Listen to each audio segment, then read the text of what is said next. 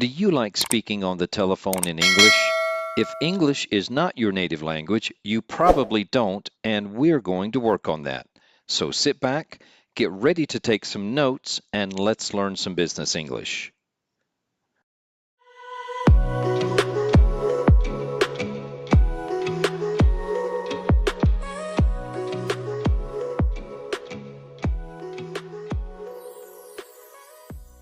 If you haven't done so already, print the PDF of the lecture worksheet now. Speaking on the phone is always difficult when you're learning English, so let me give you some tips to make it a little easier. Let's start with some phrases to use when you want to speak to someone. Take a look at the first language focus on your worksheets. Let's start with some phrases to use when you are asking to speak to someone. Is Mr. Williams available? This is formal. I'm calling for Mr. James Williams. This is also formal. Could I speak to James Williams, please? This is standard. I'd like to speak to Mr. James Williams, please. Also formal. Is James there at the moment? This is informal. Hi, is James free? Also informal. Okay, good. Now let's look at some phrases to use when you call someone and you need to tell them your name. The first phrase, this is Bill Patterson from Winsoft Incorporated. This one is a little formal. And here's the second phrase. Hello, Jim. It's Robert Smith here. This one is definitely informal. And finally, hi, this is Scott. Is James available? This one is also informal. Great job. Now let's take a look at how to say your name when someone calls you. Here's our first phrase, and this one is very simple. When someone calls, you can just say, Robert Smith speaking. And here's the second phrase. This is Robert. Can I help you? And finally, you can just say your name, but use inflection. Robert Smith. Now remember, it always sounds more friendly if you add a phrase like, how can I help you, when you give your name. Here's what that should sound like. Hi, this is Scott Barlow. How can I help you? Now let's take a look at a mistake that a lot of people make when they answer the phone. So here's something you should never say. I'm Robert Smith. This is only used in person and never on the phone. And remember, in person means when you're face to face with someone. Okay, let's talk about messages now. We all need to leave a message sometimes, so let's take a look at some phrases to use for this situation. Here's our first phrase. Could you take a message, please?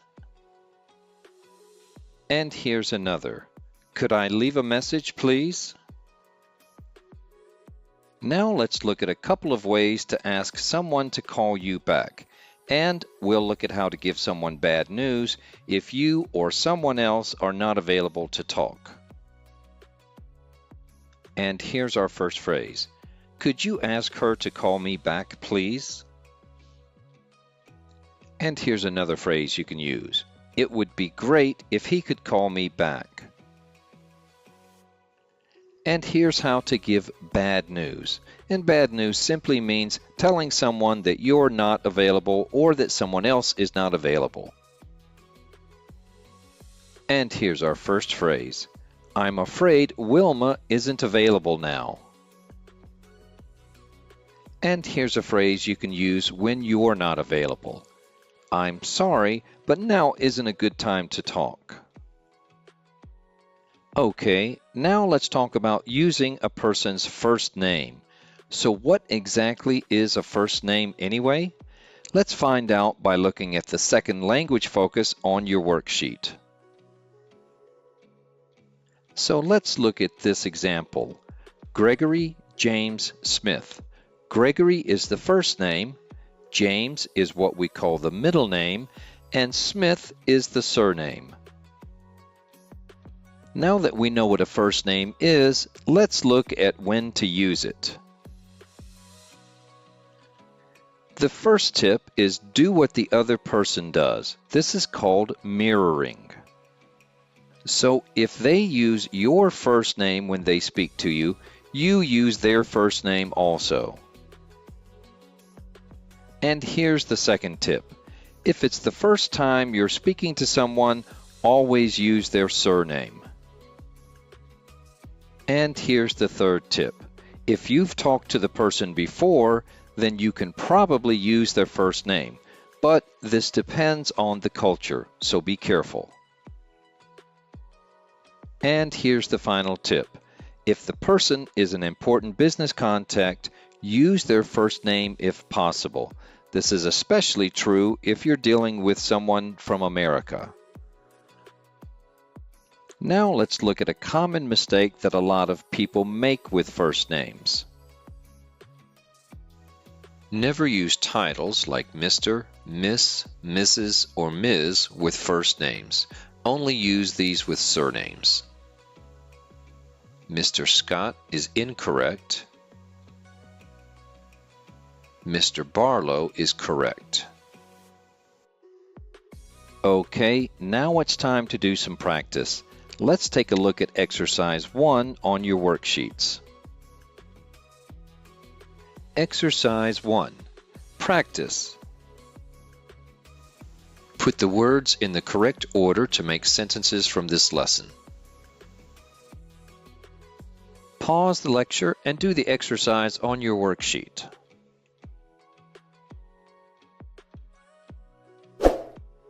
Okay, like always, let's check your answers now. 1. I'm calling for Mr. James Williams. 2. This is Robert. Can I help you? 3. Could you take a message, please? 4. It would be great if he could call me back. And 5. I'm afraid I can't come to the meeting tomorrow. Great job, guys. Now let's do one more exercise to make sure you remember what you've learned. Take a look at exercise 2 on your worksheets. Exercise 2. Practice. Circle the correct word to complete the sentences. Pause the lecture and do the exercise on your worksheet.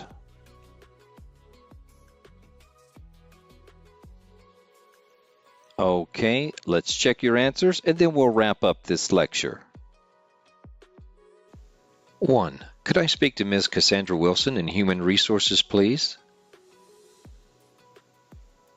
2. This is Robert speaking. How can I help you? 3.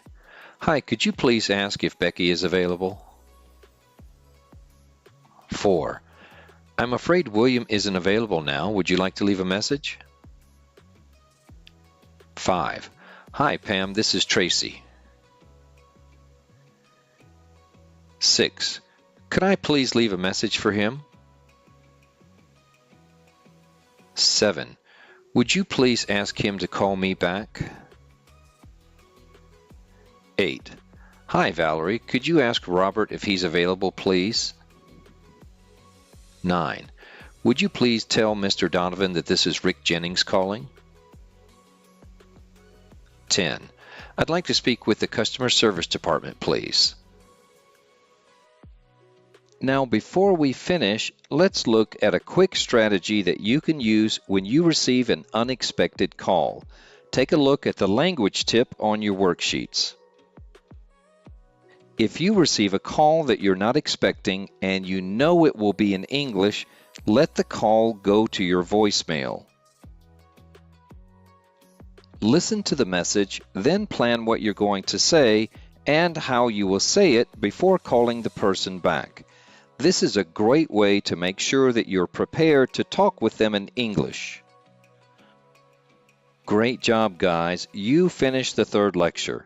Now in the next lecture, I'll show you how to do a 30-second verbal business card at a trade show or fair. So until then, keep learning and I'll see you soon.